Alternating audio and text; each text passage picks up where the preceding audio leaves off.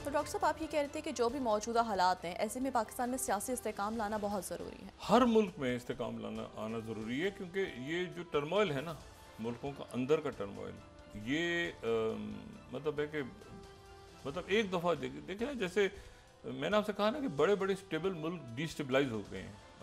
मतलब कहीं पे मुजाहरे हो रहे हैं यूरोप के कई मुल्कों में, मतलब राइट विंग सामने आ रही है, वो अजीब सा एक दुनिया एक हिजान का शिकार है, रिसेशन में जा रहे हैं। और उसमें ये तलखियाँ बजाय इसके कि ये फोरम्स, चाहे यूनाइटेड नेशन का फोरम हो या कोई भी और फोरम्स हो, वहाँ पे बैठ के कोई मसाइल का हल ढूंढा जाए, ये मसाइल वहाँ तक जा नहीं रहे।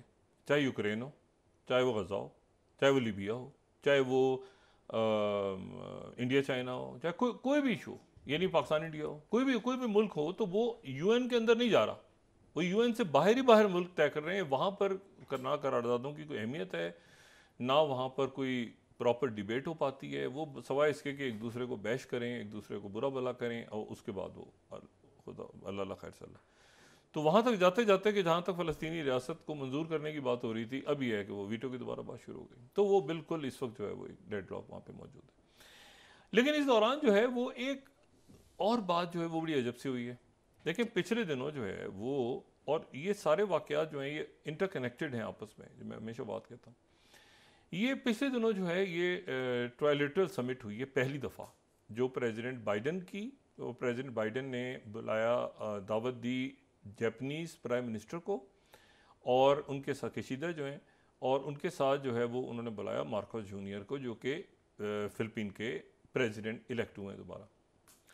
अच्छा, अब ये जो फ़िलिपीन है, इसका हम पहले भी बात कर चुके हैं, साउथ चाइना सी, ये कोई 7,000 7,500 जज़ायर पे मुश्तमिल एक मतलब बहुत सारी जगह, मनीला जिसका कैपिटल है।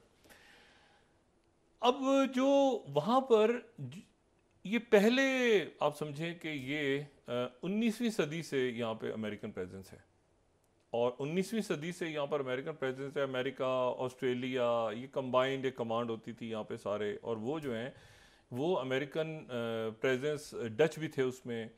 ये सारी जो कमान है ये निकल गई थी जब जापानीज़ के साथ जंग हुई सेकेंड वर्ल्ड वॉर में। तो सेकेंड वर्ल्ड वॉर में जापान यहाँ पर आया, और जापान आके जापान ने कब्ज़ा किया, और जापान जो है वो फ़िलिपीन और जापान, अब आप देखें जापान और फ़िलिपीन दोनों मौजूद थे वहाँ प्रेसिडेंट बाइडन की समिट में। हालांकि जापान ने कब्ज़ा किया और यहाँ से अमेरिकन को निकाल दी, तारीखी है। जब ये जंग ख़त्म हुई और जापान ने सरेंडर किया, जब जापान की एम्पायर ख़त्म हो गई, और ज़ाहिर है वो ख़त्म किस तरह से हुई कि जब 2 न्यूक्लियर बॉम्ब्स गिरे उन पर, तो उसके बाद ये हुआ कि दोबारा फ़िलिपीन में जो है वो अमेरिकन बेसिस अपनी जगह कायम हो गई। और ये जो फ़िलिपीन की जो अमेरिकन बेसिस हैं ये अमेरिका के लिए बड़ी इंपॉर्टेंट है। एक तो मैंने कहा ना हिस्टोरिकली ये अगर दुनिया में कुछ 750 बेसिस हैं अमेरिका की 80 के करीब मुल्कों में, लेकिन ये बेसिस बहुत इंपॉर्टेंट है। उसकी वजह ये है कि ये जो बेसिस हैं, ये जो साउथ चाइना, मिडिल ईस्ट में भी इंपॉर्टेंट है। अफ्रीका से मुझे नहीं पता कि वो बेसिस अब उनकी जो ख़त्म हुई तो क्या उनकी स्ट्रेटजी होगी अफ्रीका के बारे में, लेकिन वो वहाँ से बेसिस का ख़त्म होना, लेकिन ना वो अमेरिका नहीं चाहेगा किसी सूरत भी कि इराक से उसकी बेस ख़त्म होना एक बहुत खौफनाक चीज़ हो जाती है ना। देखें ना, चाइना की बेस जिबूती पे है, ये बेसिस का बनना इन पार्ट्स के लिए बड़ा इंपॉर्टेंट है कि फ्रांस की कितनी बेसिस हैं, कहाँ प्रेजेंस कितनी है। अब हुआ ये कि इन्होंने जनाब वहाँ पर उनका एक इन्हांस डिफेंस कॉपरेशन जो है वो एग्रीमेंट है फ़िलिपीन के साथ, और फ़िलिपीन में उनकी 5 तो पक्की बेसिस हैं, 5 तो उनकी बड़ी सॉलिड बेसिस मौजूद हैं। अब जनाब इन्होंने ओबामा दौर में ये हुआ कि जी उसको डिफेंस एग्रीमेंट को इन्हांस कर लिया जाए थोड़ा सा। तो ये हुआ कि मज़ीद फ़िलिपीन की बेसिस हों, वो ये अच्छा ये तय हो गया कि फ़िलिपीन जो है वो अपनी 4 बेसिस, मज़ीद 4 जो बेसिस हैं वो उन्होंने दे देनी है। जो है वो ये मैं अगर 22वीं 22nd स्लाइड, ये चंद कुछ अर्से पहले की, कि US Philippine add 4 more sites to EDCA military basing agreement, यानी 4 मजीद फौजी अड्डे। अच्छा, ये जो 4 अड्डे हैं ना, इनमें से अगर हम ये देखें ना, ये जो कैगायान का है जैसे बेस है, तो कैगायान की बेस इसलिए इंपॉर्टेंट है अमेरिका के लिए कि ये बिल्कुल ताइवान की तरफ है। अगर हम देखें तो कैगायान ये ऊपर है, ये तो वो हैं जो ऑलरेडी मौजूद हैं। जो नई हैं, जो उनका नक्शा भी हमने पहले दिखाया था, ये तो ऑलरेडी हैं, ये तो ऑलरेडी हैं। ये जो हैं ये तो दुनिया की प्रेजेंस है नहीं। ये जो है ना जिसमें ये जो कागयान वाली, इसकी इंपॉर्टेंस ये थी, ये अमेरिका को इसलिए चाहिए थी कि ताइवान की तरफ है।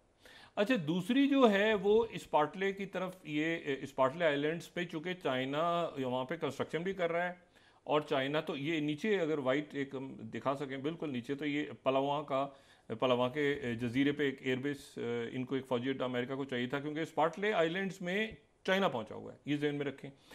और इसी तरह इजाबेला जो है ये भी इम्पोर्टेंट, क्योंकि ये ताइवान की तरफ।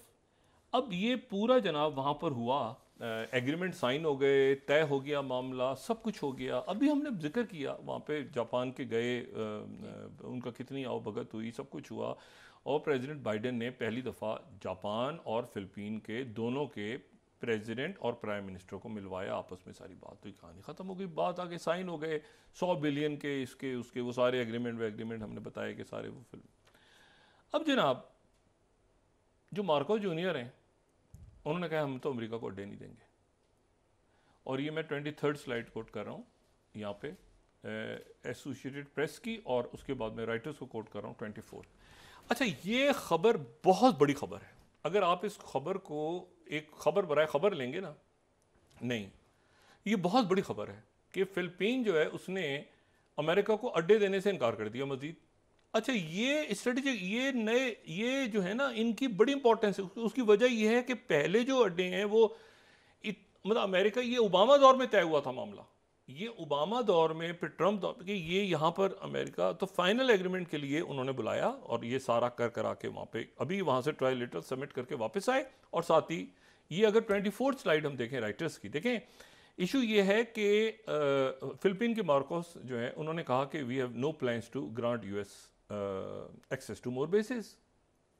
अब मसला इशू ये है सारा कि ये एक जगह से एक चीज संभलती है, दूसरी जगह से निकल जाती है। वॉइस ऑफ अमेरिका भी कह रहा है 20 slide, it will not grant US access to more bases, यानी वो बिल्कुल जो है ना। और ये आपको मैं दौरे से पहले आपको दिखा दूं, ये 21वीं slide, Philippines reveals location of 4 new strategic sites for US military pact. ये पैक्ट करने के ये तैयार होके गए थे, वहां सारा तय हो चुका था, लेकिन वापस आने के बाद 20 स्लाइड अगर हम दिखाएं, वॉइस ऑफ अमेरिका, फिलिपीन कह रहे हैं कि नहीं देंगे बेसिस।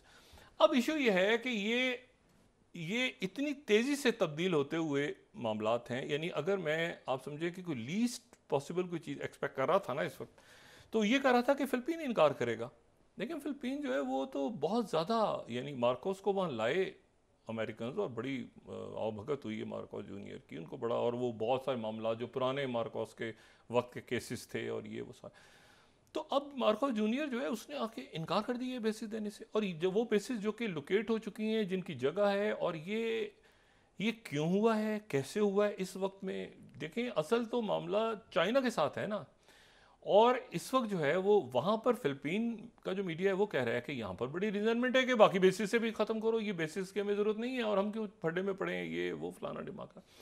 फिलिपीन की स्ट्रेटेजिक इंपॉर्टेंस बहुत है, चाइना के साथ उनके जो ये साउथ चाइना सी में उनका मैरीटाइम बॉर्डर ताइवान के साथ है, मलाइशिया के साथ है, वो मैंने कहा ना 7,500 के करीब जज़ायर हैं जो मिलके बनाते हैं फिलिपीन को। तो फिलिपीन एक बड़ा तगड़ा मुल्क, और वहाँ पर अमेरिकन प्रेजेंस 19वीं सदी से है, यानी 1892 या 93 में तब से वो मौजूद हैं, जब ये पुर्तगाली आए थे और सारे ऑस्ट्रेलिया सारे वो अमेरिका वहाँ मौजूद है, और बीच में कुछ अरसे के लिए जापान आ गया था। तो अब इशू ये कि वो पूरा एक पकड़ा है वहाँ पे मामला, साथ ये जो मशरिक़ वुस्ता वेस्ट एशिया, इसका फॉलो आउट अब कैसे होता है, क्योंकि इसका फॉलो आउट देखें, इजिप्ट क्या पोजीशन लेगा। इजिप्ट की बड़ी क्लैरिटी है, इजिप्ट भी कह चुका है कि हम वो पीस ट्रीटी से निकल जाएंगे अगर रफा पे ऑपरेशन हुआ तो। और वहाँ पर इजिप्ट ने बड़ा, इन दिनों में इजिप्ट बहुत एक्टिव रहा है ये डायलॉग हो किसी तरह, देखें ना, उनके जो इंटेलिजेंस चीफ हैं वो भी एक्टिव रहे, उनके प्रेसिडेंट भी एक्टिव रहे, अमेरिकन जो विलियम बर्न्स है वो भी वहाँ पे आते रहे, प्रेसिडेंट बाइडेन की कई दफ़ा बात। अब कायरो का जो निकलना है इस मरहले पे, तो इसका मतलब जो कतर का निकलना है कि हम रिव्यू कर रहे हैं सारी पोजीशन को, तो इसका मतलब है कि सारा जो अब दरमियान में मामला है वो जाएगा इजिप्ट पे। अच्छा, इजिप्ट की नेशनल सिक्योरिटी का इशू है, और इजिप्ट के साथ भी कुछ यादें हैं फ़लस्तीनियों की कि भाई यहाँ से ये गज़ा जो है, ये तो गज़ा पहले फ़लस्तीनी इलाका होता था, गांव होता था, फिर तकसीम हो गया, ये हो गया। तो वो अब प्रेसिडेंट सीसी क्या करेंगे ये देखना है। क्या वो इसराइल के साथ कोई स्ट्रेट टॉक करेंगे या अमेरिका के साथ करेंगे स्ट्रेट टॉक? क्योंकि मैंने कहा ना, मुल्कों की अब अपना जो एक इशू है, ये जो है ना, डिस्टेबलाइजेशन अरब वर्ल्ड में या किसी भी जगह दुनिया में, अफ्रीका में या कहीं पर भी, ये डिस्टेबलाइजेशन बहुत बुरे असरात लेकर आती है।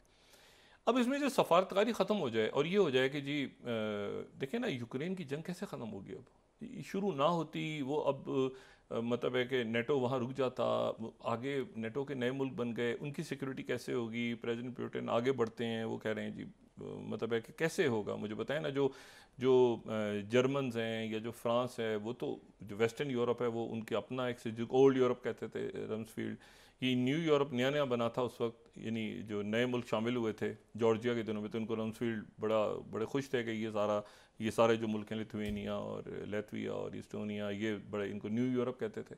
लेकिन न्यू यूरोप जो है वो अब वो बिल्कुल फ्रंट लाइन है नेटो की। इशू ये सारा, और नेटो का हिस्सा भी हैं, तो इशू देखें, तुर्की की मिसाल लेना, तुर्की नेटो का रुकन है, लेकिन तुर्की जो है वो उसकी स्ट्रेटेजिक लोकेशन और उसकी लीडरशिप और उसके साथ, और ये कतर में भी ऐसे ही है। ये देखें ना, ये मुल्क कॉम्प्रोमाइज, किसी कॉम्प्रोमाइजिंग, उन्होंने ये कहा कि जी अच्छा, आप ऐसा है कि इस्माइल हानिया हमारे मेहमान के तौर पे आ जाए, ठीक है? तो 20 तारीख को इस्माइल हानिया, मैंने कहा ना 7 अक्टूबर के बाद पहली दफ़ा हमास की क़यादत वहाँ पे जा रही है तुर्की। हो सकता है वो तुर्की में ही कुछ अर्सा स्टे करे, ये भी हो सकता है कि तुर्की में ही वो स्टे करे। और क्योंकि ये जो दूसरे मुल्कों पे असैसिनेशंस और ये मामला भी आने, देखें जब तक मुज़ाकरात चल रहे थे ना, अभी हिजबुल्लाह के साथ फ्रंट खुल गए बहुत ज़्यादा, उधर हिजबुल्लाह के लोग टारगेट हुए हैं, हिजबुल्लाह ने जवाब दिए। ये जो अचानक सामने आया है, ये इसमें जो इंडियंस थे, जो इंडियंस जो क्रू में थे उस जहाज़ में, वो रिहा कर दिए ईरान ने, जो पाकिस्तानी थे वो भी रिहा कर दिए हैं, ईरान के सदर पाकिस्तान आ रहे हैं। लेकिन इशू ये है कि ये जो सफारती मामलात हैं ना, ये सफारतकारी की नाकामी होती है।